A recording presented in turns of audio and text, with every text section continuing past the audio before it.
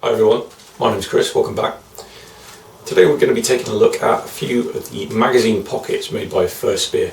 Now I've got a few here to look at. To start off, we've got probably more the conventional standard type, or what people would think of as more conventional type, a double lidded pocket for M4 etc 30 round 5.56 magazines.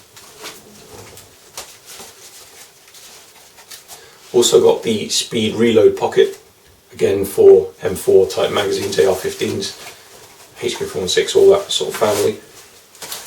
And this one is double pistol speed reload again. This particular version is for Sig Sauers and M9 magazines, so specifically the P226, so the 9mm magazine. All of these are with the 612 backing that you can see here, the 612 attachment system. Won't be going into the details of that in this video, but I'll do another video to follow up on this. We'll be looking at another pocket from FirstSpear, and I will go into a bit more explanation with regards to 612, because this is probably one of the aspects that people will have a lot of interest in, and I want to be able to go into a little bit more detail with regards to that in another video, rather than cutting time out of reviewing the pockets to do that in this one. So what I'm going to do is move the camera around. I will take a little bit of a closer look at some of the specifics and details of these magazine pockets that we've got here. So we're starting off here with the more conventional layout of a double Stanag type magazine pouch. Although I would stress to say first, before we start out, this, despite the way it looks, there are a lot of little twists on this that make it different from your standard sort of pouch that you've probably been used to for quite a few years now. Start off with one of the parts that you're probably going to notice the most, or perhaps it'll catch the eye more as soon as you look at the front area of the pouch, and that is the actual lids, closures for holding in the magazines. These are actually a single strip of webbing material, like so. And what that does is it means that instead of having to have a couple of layers of cordura, as a lot of more conventional designs would have, you can thin it down, save some weight, save some bulk, and it just makes it really nice and low profile. The other good thing about this webbing material is that when it comes to abrasive type actions, and when you're scuffing up against walls or maybe crawling on the floor, as those harsh surfaces rub up against that, this is a good material at resisting the actions of that type of thing. So it's going to give you a lot of longevity in that sense. Now, speaking more generally, what the main thing to look at, for a start, this is a multicam pouch. So obviously, you know, this is a FirstSpear product. For those of you who don't maybe know so much about FirstSpear, everything on here, I've given it a good look over, all the materials, as I would have expected really from anything by FirstSpear. This is all, you know, the best quality stuff you can get. There's no cutting corners on anything here with regards to quality. The cordura, obviously, given that it is multicam pattern, absolutely everything is the official stuff from Cry Precision, and all the other materials, if they're not multicam, then this is all mil-spec stuff that you will find being used by all the best tactical gear companies out there. I mean, if you look at, for example, the elastic here, this is a really heavy duty, really tough elastic that's holding the pouches. And if you were to take a patrol instant gear hydration carrier and look at the elastic that's in the bottom of those for keeping your water bladder tight as it empties, you will find that same elastic material being used on there. Now, the main back panel, if we ignore the 612 for now, the main back panel here, this is constructed of 2 layers of 500 denier cordura. Another big goal with FirstSpear when they design equipment is to cut down weight and maintain strength. So those 2 layers of 500 D cordura, you're doing those two things. Basically, you maintain a good level of strength, but it is extremely lightweight. The main actual sections of the pouches here, just in these areas, again 500 denier. 500 denier edging on the tops of the pouches, both up so we can see, just a continuous strip that runs through. And we've got some nice double sort of reinforcement bar tacking and stitching. Hook and loop Velcro, just as you'd expect really for holding the lids down. Drainage grommets in the bottom. That's a feature you're always going to be looking for in any pocket or pouch that's been made to a decent standard. Nicely colour matched, as with everything else on all these FirstSpear pockets. The lids themselves, now again we can see the stitching there. If you're looking a bit closely, this tab here, that's going to be a very important piece because that's going to allow you to actually get out your magazine, certainly with gloved hands or in the cold or when you need to be fast. You just grab those little tabs and that really aids in rapid access to your ammunition. And they are sewn down. I mean, you've got at least 3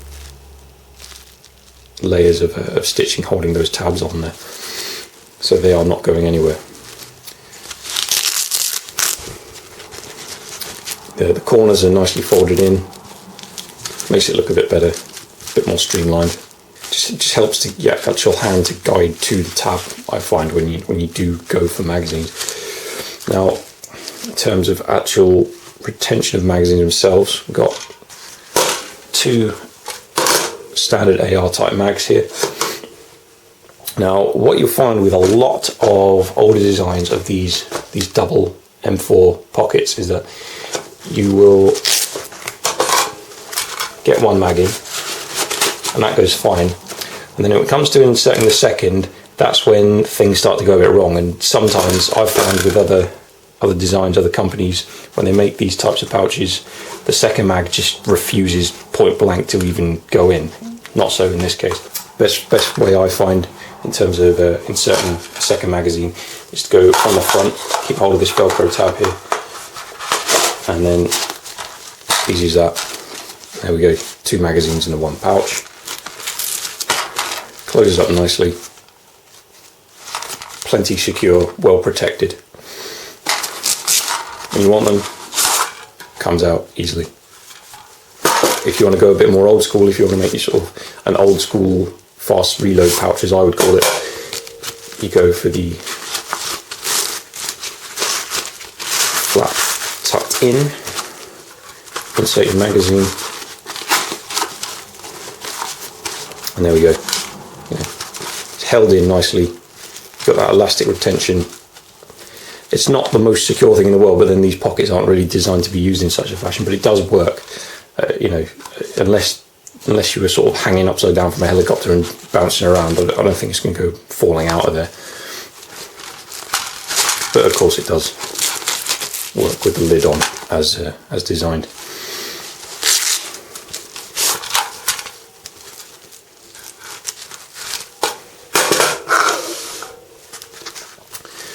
Both sides are identical in that respect. They both hold 2 magazines each, so that's in this particular pouch that's a total of 4 magazines with relatively quick access, good actual protection for the magazines themselves, and as I would expect and can yet again say, FirstSpear construction quality is absolutely top notch, nothing to fault at all. The design, the materials they've used, and more importantly the positions of decisions with regards to what materials they use where, that's really the key. Using the jacquard webbing here for the pouch lids, that's a really good move. Really cuts down on weight, keeps the camouflage aspect, and this stuff really lasts a long time. It doesn't fade like the printed multicam webbing does. It's just more robust overall, which is something you want, as I mentioned earlier, with regards to abrasive forces acting upon that area of your pouch. So that's your double standard pocket for Danag magazines. We'll move on to the speed reload pocket now. So here she is. This is probably, of the products I've seen from FirstSpear, this is probably one of their flagship items, I would say. One of their premier products, certainly within the line of pockets that they do. And it looks so simple, but the functionality really is excellent. Construction wise, as with all their pockets and most stuff FirstSpear makes, 500 denier cordura is the main material, plenty of strength while shedding plenty of weight. You got your drainage grommet there, colour matched, nice surface finish on it, keep it corroding. 612 attachment again on this one, which, as I say, I'll go into another time. What they've actually done is, instead of using Cordura for the attachment of the 612 tabs, they've gone for edging tape or grosgrain ribbon, which is nice and lightweight. Again, every position where they've looked at every single stitch of material on any of these pockets, and they've really decided which fabric are we going to use, and they've come up with the best overall solution, I think. On the front here, you'll notice the standard shingle type bungee retention. This is entirely optional. All you've got to do is undo that knot there, and that will come right off. If it's not desired, I would say you can feel pretty confident that your magazine is going to be retained even without that on there, because inside the pouch you've got a plastic reinforcement, and that really gives you excellent retention even without any sort of a lid or the bungee. The bungee itself, nice colour matched sort of. Sometimes looks green, sometimes looks brown, depends on the light. But the pull tab here is a strip of webbing fabric, and then you've got this Trelleborg, this fancy new stuff. This is what you'll find on Blue Force Gear helium whisper backed pouches. You'll also find it on the shoulder pads on a FirstSpear Strandhog. It's quite a popular fabric these days. I just saw on Soldier Systems today actually that Mayflower have licensed this stuff out from Blue Force Gear, and it's really grippy. You get a really good sort of friction with your gloves or your skin with this stuff. It's got a nice sort of rough surface to it. It's nice and sticky versus Cordura, which is obviously pretty smooth. The webbing tabs, jacquard webbing here that holds it down. As you can see, lots of extra stitching to make it really secure. On the inside, we've got the same type of really sort of low profile smooth loop that FirstSpear used on the 612. And so if you wanted to put a small tab of Velcro into your magazines for that method of retention, then you could do that. In terms of how they work, it really is incredibly simple, and that's what makes them a speed reload pocket, really. Take my Lancer magazine here, insert, and there we go. Obviously it's empty now, and if I was to shake that while it was full, that would make a difference, but your magazines really are held extremely solidly. I would say that if I were to flip that around for the typical right-handed shooter, if you were to mount that on a belt around your sort of, what would it be, 9 o'clock position on your waist sort of thing, that sort of thing, you can get a really good beer can grip straight into the weapon. And then if you're reinserting into the pouch because you're not using a dump pouch, or you're not dumping that magazine on the ground because you've gone for a tack reload, then it's nice and simple. Nothing to get in the way, no worries there. Now this particular magazine actually doesn't sit, you can see it doesn't sit fully all the way in the pouch. Now that's just because of the rib on the Lancer magazine. That's not a fault of the pocket. I'll take a standard AR mag, fits all the way in really solid, and then you don't have that empty space at the bottom there. Bungee tab goes over like that. However, even with a Lancer magazine, even though it does stick out further, it's tight, but the bungee still goes on there if you choose to use it. So we'll move on to look at the speed reload pocket for pistols now. As you can see, this is a double. As I mentioned before, this one is designed for 6-hour P226 and Beretta M9 magazines. Unfortunately, in the UK, there was no chance I was getting hold of either of those. I do have a Glock magazine here, however, FirstSpear make a different version for the Glock. So that while it does go in, it can be inserted fully, but it's pretty much a two-man job to get it out. So we'll leave that one out aside for now. As I mentioned, this is a double version. You can get a single, and you can also get a triple. So whichever version you want. FirstSpear are accommodating with that. you can get the 612 attachment, or you can get their 6.9 attachment, which is basically if you've got a chest rig or a plate carrier or whatever, or a belt that uses standard molly webbing, then you can go for the 6.9 option, and that will allow you to attach any FirstSpear pockets to FirstSpear 612 rigs, but also all your old legacy PALS webbing rigs as well. As with the other pockets, we've got drainage grommets, colour matched to the bottom, nicely installed there. Always something you want to look for. Again, 500 denier cordura for the main material. We've got printed webbing strips here to retain the front areas of the bungee retention. The backs are held on the 612 tab.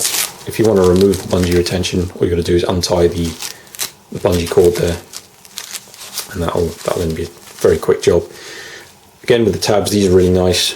You've got the Trelleborg material. As I mentioned, this is a helium whisper pouch.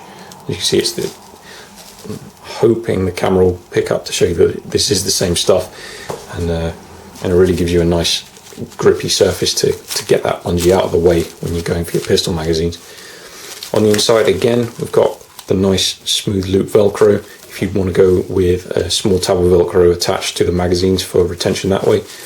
As with the M4 speed reload pocket, plastic reinforcement inside here, which just means that certainly if you do remove the bungee retention, the plastic allows you for a really smooth and quick insertion, and more importantly, when you do go to grab your magazine and draw, then there's absolutely nothing in the way, nothing preventing you from doing that whatsoever. Really, really fast. You know, they do live up to that speed reload name. Overall quality is beyond fault, really is. The weight, considering this is plastic reinforced on the insides, having the 612 system using the 500 denier, you've got edging tape here to secure it on the 612 tabs at the back instead of using webbing.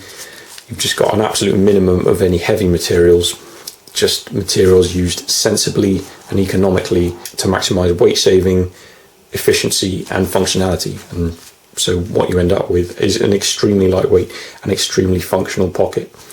So, really cannot say enough good things with regards to that.